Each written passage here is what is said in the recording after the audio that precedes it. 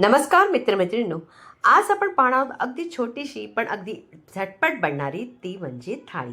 आणि या थाळीमध्ये असणारे सफेद वाटाण्याची अगदी रगडा भाजीसारखी आणि ती सुद्धा अगदी झटपट बनणारी आहे. काही तामझाम नाही आहे. तुम्हाला इथे पुऱ्या बनणार आहेत पोह्याच्या आणि आमरस असणार आहे गोडपणासाठी. जर तुम्हाला बनवायचं असेल ना तर तुम्हाला व्हिडिओ शेवटपर्यंत पाहावं लागेल. तर चला जास्त काही न बोलता पटकन रेसिपीला सुरुवात करूया. सगळ्यात अगोदर एखादा कुकर घ्या. त्याचबरोबर सफेद वाटाणे इथे मी घेतले होते, रात्रभर भिजवून ठेवले होते. अगोदर स्वच्छ धुवायचे, रात्रभर भिजवून ठेवायचे. त्यामध्ये आपण घालणार आहोत एक मोठा टोमॅटो किंवा मध्यम आकाराचा असेल तर तुम्ही 2 घाला आणि मोठा असेल तर एकच. त्याचबरोबर एक बटाटा घालायचे. त्याचबरोबर इथे आपण घालणारे कांदा चिरून अशा पद्धतीने असंच कांदे चिरायचे, मोठे मोठेच घालायचे. 2 हिरव्या मिरच्या, आलाचा तुकडा, त्याचबरोबर लसणाच्या अगदी 7-8 पाकळ्या घालायच्या. आणि मसाले म्हणाल ना तर एक घातला इथे तमालपत्र, एक थोडंसं चक्रीफूल आणि त्याचबरोबर 2-3 लवंगा. इतकंच पुरेसे, आणखीन काही नाही. त्याचबरोबर लाल तिखट, हळद आणि घालायची आपण इथे धणेपूड. तुम्ही हवे असलं इथे गरम मसालासुद्धा घालू शकता, पण मी इथे गरम मसाल्याचा मला गरज वाटलीच नाही, त्याच्याशिवाय तो छान झाली होती. त्याचबरोबर इथे चवीपुरतं मीठ घालायचे आणि त्यानंतर पाणी असणारे 1 किंवा 1.5 ग्लास असं पाणी घालायचं. कुकर बंद करायचा आणि आपण याला अगदी 4-5 शिट्या येऊ द्यायच्या. जोपर्यंत आपल्या कुकरमधली भाजी होते तोपर्यंत आपण पुरीसाठी तयारी करूया. सगळ्यात आपण इथे पुरीसाठी एक छान असा सिक्रेट असा मसाला बनवणार. अगदी याच्याने चव अगदी अफलातून म्हणाल ना तरी हरकत नाही. 1 चमचा इथे घ्यायचा बडीशेप, 1 चमचा धणे, 1 चमचा जिरं आणि बेडगी मिरची घेतली मी फक्त 2. अगदी मंद आचेवर हलकंसं त्याला भाजून घ्या. जराही करपवायचं नाही, हलकंसं भाजा. जसंही भाजलं गेलं, सुवास येऊ लागतो तेव्हाच तुम्हाला कळेल. बघा छान असं भाजलं गेलं. थंड करायचं. थंड केल्यानंतरच आपण त्याची पूड करायची. तिथे मी मिक्सरच्या भांड्यात टाकून त्याची पूड करणार आहे, कारण त्याच्यामध्ये आपण मिरच्या घातल्या आहेत. ते पुऱ्या लाटताना त्या मिरच्याचे तुकडे लागू नये म्हणून त्याची चांगली पूड करून घ्यायची. पूड आता ही छान झालेली आहे, तर त्याला बाजूला ठेवूया. आणि इथे आपण घेणार आहोत मिक्सरचं भांडं. त्याच्यामध्ये 1 मोठी वाटी मी घेतले ते पोहे. वाटीच्या हिशोबाने घ्या किंवा कपच्या हिशोबाने, कोणते कसंही घेऊ शकता. त्यानंतर आपण याची चांगली पूड करून घ्यायची. बघा छान अशी आपली पूड करून झालेली आहे. वेळ लागला तर हरकत नाही, पण चांगली पूड करून घ्यायची. नंतर आपण हे सगळं पोह्याचं पूड केलेली परातीत घालायची. त्याचबरोबर हा जो मसाला आहे पूर्ण न घालता 1-1.5 चमचा घातला तरी हरकत नाही. त्याचबरोबर इथे आपण घालायचं थोडासा ओवा हातावर चोळून घालायचा. त्याच्याने चव येते. या मसाल्याने ज्या पुरीला ती चव येते ना, ती कशी वाटणार आहे माहिती आहे तुम्हाला? त्याची चव अगदी आपण जे कोंबडी बरेलचे वडे बनवतो ना, तीच चव लागते. नक्की तुम्ही म्हणून करूनही बघा. त्याचबरोबर इथे कलौंजी घातलेली आहे आणि एक मोठा बटाटा उकडलेला मी अगोदरच त्याला किसून ठेवला होता. तुम्ही याच वेळी पण किसून ठेवू शकता, पण मी अगोदरच किसून ठेवला होता. चवीपुरतं मीठ घालायचे. इथे असणारे गव्हाचं पीठ 1 मोठी वाटी तेही घातलं. त्याचबरोबर मात्र कोथिंबीरीत घालताना तुम्ही देठ घालू नका. देठ जर तुम्ही घातले चिरून तर मात्र ती पुरी फुलली जात नाही, म्हणून फक्त पानं घेऊन त्याच्यावरती आपण चिरून घालायची. पण अगोदर मी इथे घातले कसुरी मेथी थोडीशी हातावर चोळून घातली होती आणि नंतर कोथिंबीर घातली होती. त्याचबरोबर इथे आपण घालायचे 1 चमचा तेल. आता सगळी जिन्नस झालेली आहे. पूर्ण त्या पिठामध्ये चांगली चोळून व्यवस्थित घ्यायची, म्हणजे एकजीव झाली पाहिजे जिन्नस. सगळी जिन्नस एकजीव झाली की नंतर आपण इथे बटाटा घातले, म्हणून काळजीपूर्वक इथे पाणी मात्र अगदी थोडंसं घालून, जसं आपण पुरीचं पीठ कसं अगदी घट्ट मळून घेतो त्याच पद्धतीने मळून घ्यायचं. कारण आपल्याला या पिठाला मात्र वेळ द्यावा लागेल. पुरीच्या आपण पिठाला वेळ देत नाही, पण ह्याला अगदी जास्तीत जास्त 30 मिनटं तरी द्यावं लागेल. जर वेळ नसेल तर 20 मिनटं तरी नक्कीच द्या. मी ते झाकून ठेवलं आहे. त्यात ह्याची जी कुकरची थोडीशी हलकीशी वाफ आहे ती काढून टाकते. तसं तर बरीचशी वाफ निघून गेली होती. त्यानंतर मी याला अशा पद्धतीने बघा उकडून बघितलं आहे. भाजी मस्त छान अशी शिजली गेली. आता आपण पळीने त्याला अशा पद्धतीने दाबून घ्यायचं, म्हणजे ती रगडा कसा असतो तसं, पण अगदी रगडा करायचं नाही, हलकंसं करायचं. म्हणजे अशा पद्धतीने केल्यामुळे भाजी अगदी चवीला छान लागते.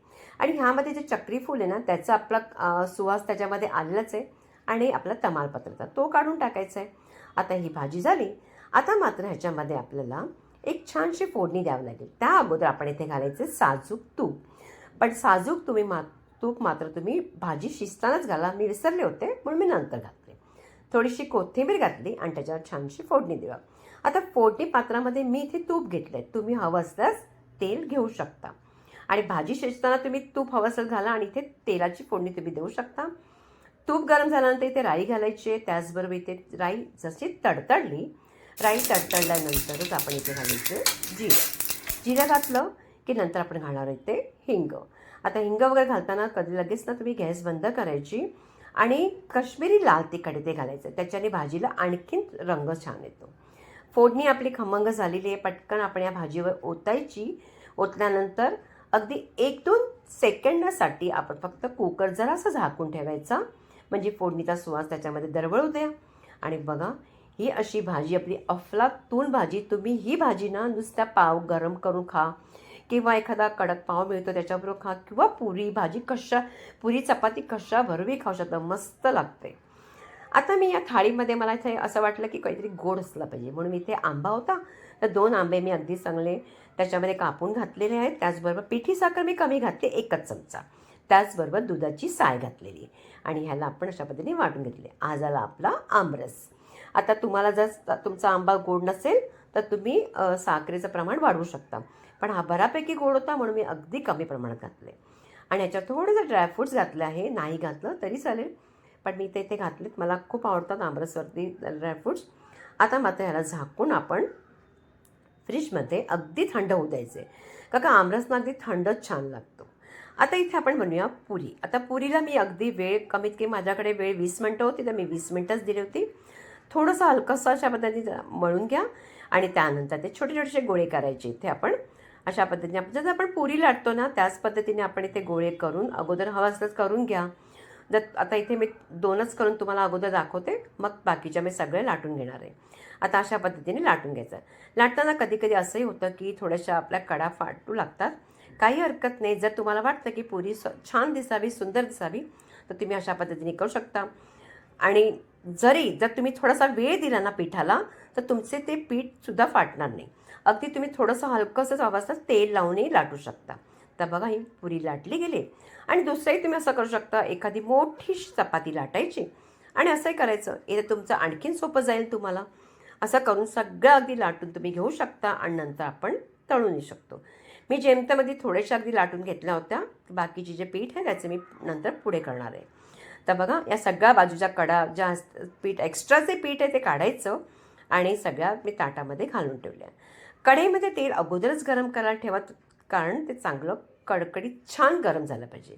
जसं आपण पुरी करताना कसं आपलं अगदी चांगलं तापलेलं तेल असलं पाहिजे, तेव्हाच पुऱ्या टाकायच्या. 2 सेकंदाने फक्त त्याच्यावरती तेल अशा पद्धतीने त्याच्यावरती घालायचं. काहीच करायचं नाही आहे. इथे पुऱ्या आपोआप छान अगदी टम्म फुगतात, मस्त फुगल्या जातात. आता बघा, छान असं आपोआप फुगल्या, काहीच केलं नाही आहे. मी फक्त तेल त्याच्यावरती टाकते. थोड्याशा 2 मिनिटांनी त्याला उलट करायच्या आणि रंग सुरेख येईपर्यंत चांगला अगदी खरपूस भाजला गेला पाहिजे. त्यानंतर आपण या पुऱ्या काढायच्या. याच पद्धतीने बाकीच्या सगळ्या पुऱ्या काढून घ्यायच्या. आणि बघा, आपलं सगळं काही आपली जिन्नस रेडी झालेली आहेत. आता आपण पटकन ताट वाढायला सुरुवात करूया. आता ही आपली अगदी तुम्हाला आवडीची, सगळ्यांना आवडेल अशी झटपट बनणारी, अगदी कुठलाही तामझाम न करता बनणारी आपली ही अगदी सफेद वाटाण्याची आपली रगडा भाजी रेडी झाली आहे. त्याचबरोबर आपण थोडीशी कोथिंबीर घातली. त्याचबरोबर ठेवला इथे आमरसही खूप थंड झाला होता. आणि ह्या पुऱ्या जर तुम्ही म्हणाल ना, तुम्ही या पुऱ्या नुसत्या मुलांना डब्यामध्ये जर तुम्ही घालून दिला, ते नुसत्या पुऱ्या अशाच खातील, इतक्या चवीच्या लागतात. तुम्ही आपल्या मिस्टरांनासुद्धा या पुरी भाजी अशा पद्धतीने सकाळच्या वेळी देऊ शकता, कारण झटपट बनणारी रेसिपी आहे. काही वेळ लागत नाही आणि सगळ्यांना आवडणार नाही असं होणारच नाही. मुळी इतकी छान लागते. आमच्या घरात तर अगदी भयंकर सगळ्यांना आवडली होती. नक्की करून बघायची. रेसिपी आवडल्यास जास्तीत जास्त लाईक करायचे, प्रत्येकांकडे शेअर करायचे. आणि मी शॉर्ट व्हिडिओ तुम्हाला अगदी वेगवेगळे देण्याचा प्रयत्न करते, तर प्लीज मला सपोर्ट करण्याचा प्रयत्न करायचा आहे. आणि बघा, पुरी तोडीने दाखवते, किती छान मस्त झाली होती. अगदी वड्याची चवच आली होती मुळी. आणि पुन्हा आपण अशा भेटूया एका छानशा आणखीन एका रेसिपी बरोबर.